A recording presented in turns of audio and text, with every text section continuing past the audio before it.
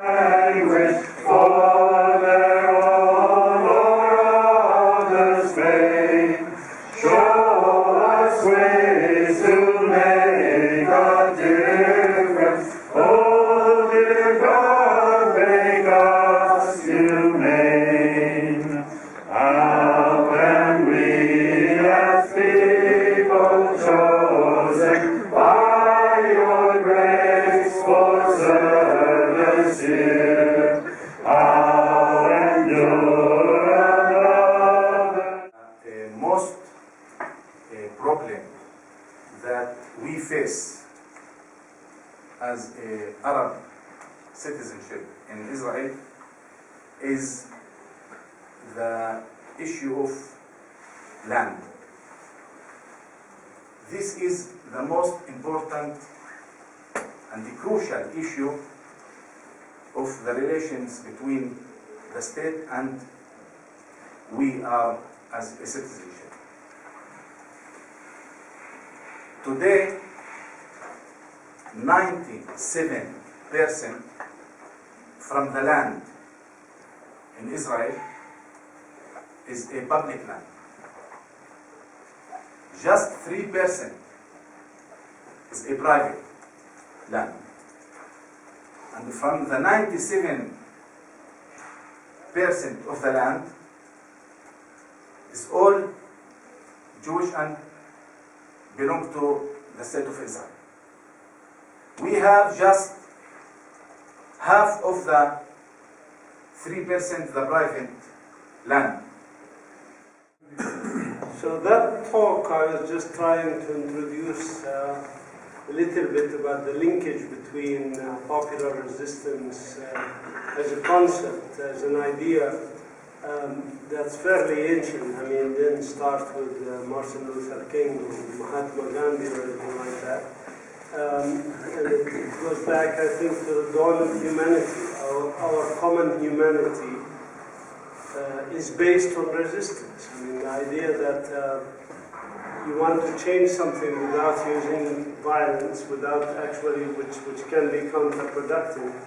So you use persuasion, you use logic, you use civil disobedience, you use many kinds of things. There is actually an author by the name of Gene Sharp, I don't know how many of you have heard of that, who wrote a book about this in which he suggests there are 199 forms of popular resistance. And I counted actually that the Palestinians have used all of these in the first 50 years of resistance. Now when I say the first 50 years, I'm talking about between 1880 to the 1920s. Because really the first Zionist colony in Palestine was in 1880. It's called Petah Tikva. And one Petah Tikva was established with the notion of establishing a Jewish state in Palestine and the notion of transforming this multi-ethnic, multi-religious society into a Jewish state. The first demonstration I looked at was actually 1881.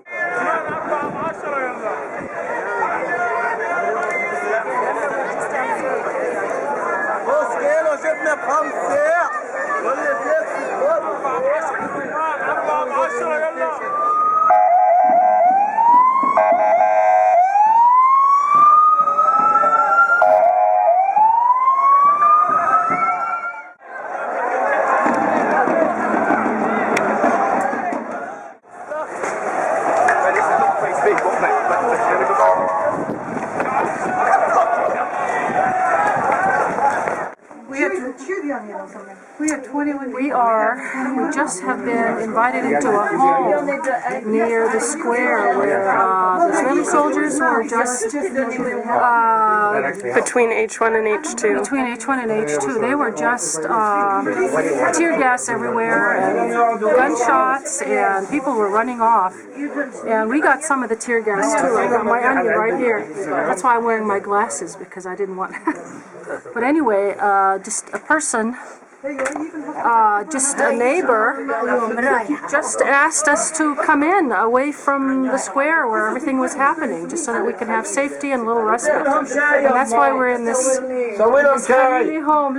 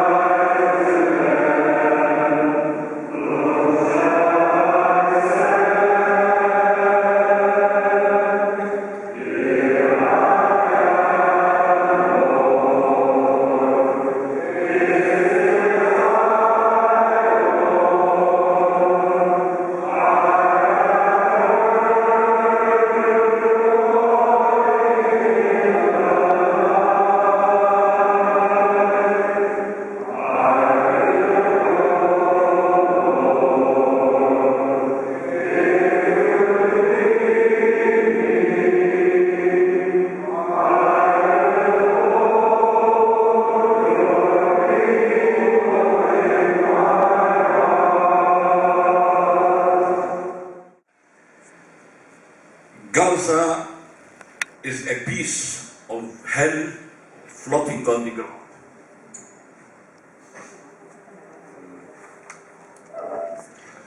Gaza, it is not only a prison, but it is a place of suffering.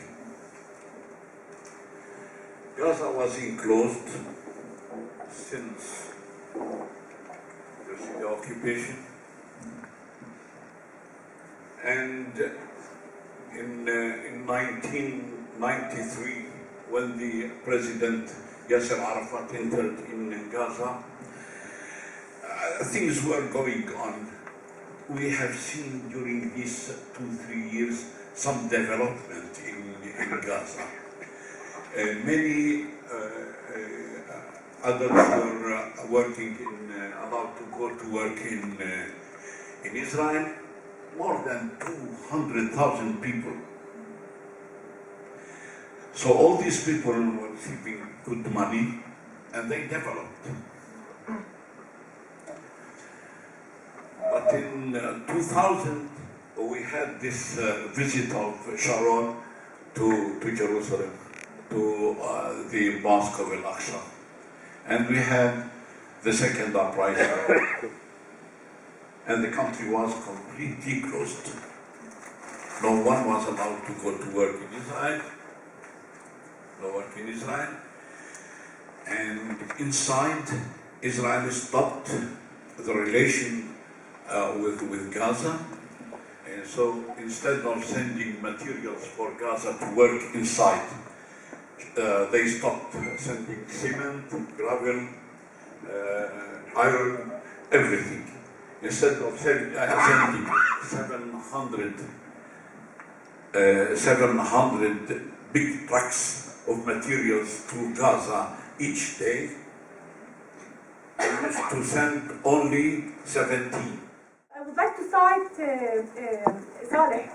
He said before yesterday or the day before yesterday, he said that this revolution, the Arab Revolution, it's a media revolution, and it's moderated by or directed by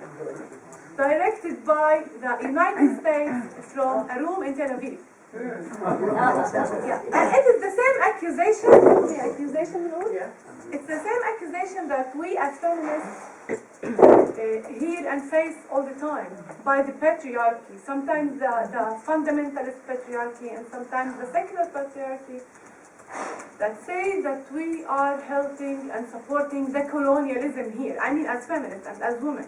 We want to change the woman, the Arab woman, we want to change the Muslim woman, we want to change the Arab values. We are against the so-called love in the family.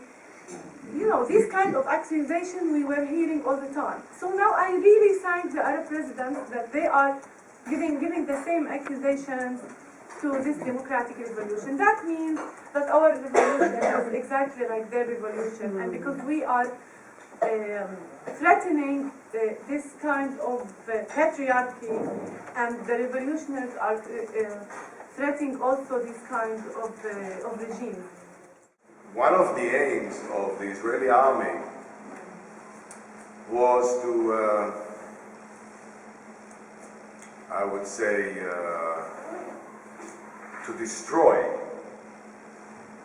the ability of the people here to recognize their reality, to dysfunction them from possible mobilization and organization, and of course the other acts of occupation, which is in the name of security, we can shoot anyone. But this is less interesting. What's interesting us was what they did to the young generation and how they were doing it. And I can give you a small example which can indicate of the system.